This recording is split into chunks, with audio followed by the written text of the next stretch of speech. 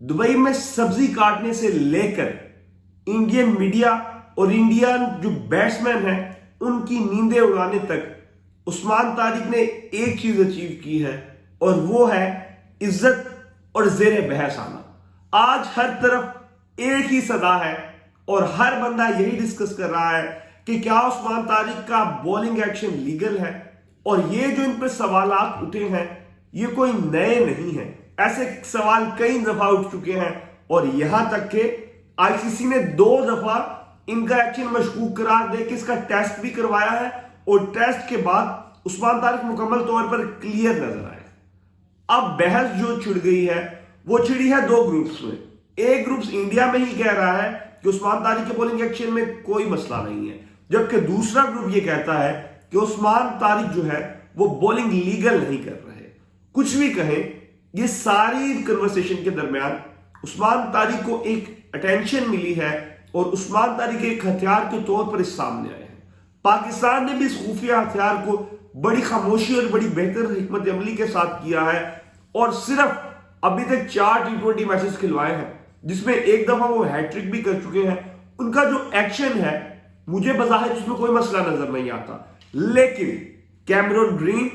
Tim David और इसी तरह इंडिया के बहुत सारे जो बैट्समैन हैं वो इस पर बात कर चुके हैं। अब किसने क्या बात की ये आज की इस वीडियो में डिस्कस करेंगे, लेकिन अगर आपने अभी तक हमें फॉलो नहीं किया तो सब्सक्राइब जरूर कर लें। सो अगर बात करें उस्मान तारिक के एक्शन की तो हर तरफ एक ही नाम है, उस्मान उस्मान उस्मान, जिसने कर रखा है इंडियन मीडिया और इंडियन बैट्समैनों को परेशान, और वो अपनी स्पिन के लिए है मशहूर। उस्मान तारिक जनाब, क्या ही खूबसूरत बॉलिंग एक्शन है। पॉज लेते हैं, बॉल करते हैं, यूं लगता है पॉज जो है वो इंडियन मीडिया और इंडियन बैट्समैनों के सर चढ़कर बोलने लगा है, क्योंकि उस्मान तारिक बॉलिंग की वजह से इतने मशहूर नहीं हुए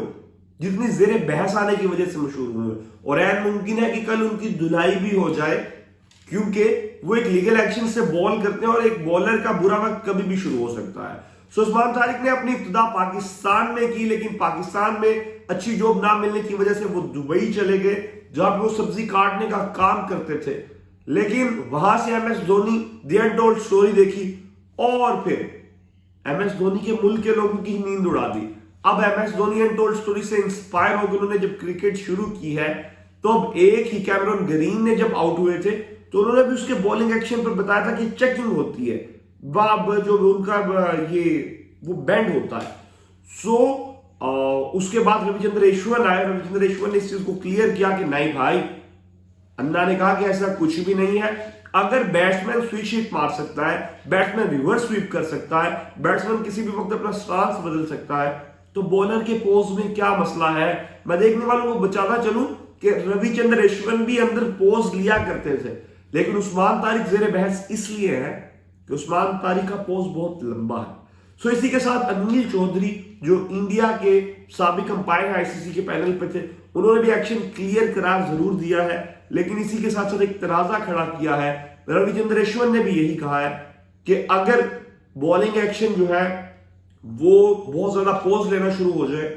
तो इंडियन बैट्समैन जाके अंपायर से शिकायत कर सकते हैं और खेलने से मना कर सकते हैं, और क्रीज से पीछे हट के कह सकते हैं कि नहीं भाई सही से बॉल कराओ। लेकिन इसी का जवाब अनिल चौधरी ने दिया है, और उन्होंने ये कहा है कि ये सिर्फ तब होगा जब वो अपने रेगुलर एक्शन से हटकर बॉल करेंगे, जबकि जो हमारे बॉलर हैं उस्मान तारिक, उनका जो रेगुलर एक्शन जो है वो ये है कि वो पॉज लेते हैं, पॉज करके बॉल करते हैं। सो इन तमाम हालात में देखना होगा क्या भारत कल एक नए तनाज़े को जन्म देगा, क्या हैंडशेक के तनाज़े के बाद अब नया मसला खड़ा होने वाला है। ये तमाम चीजें जो है काबिल दीदनी है। स्टे ट्यून विद अस, क्या होगा खुदा बेहतर जानता है।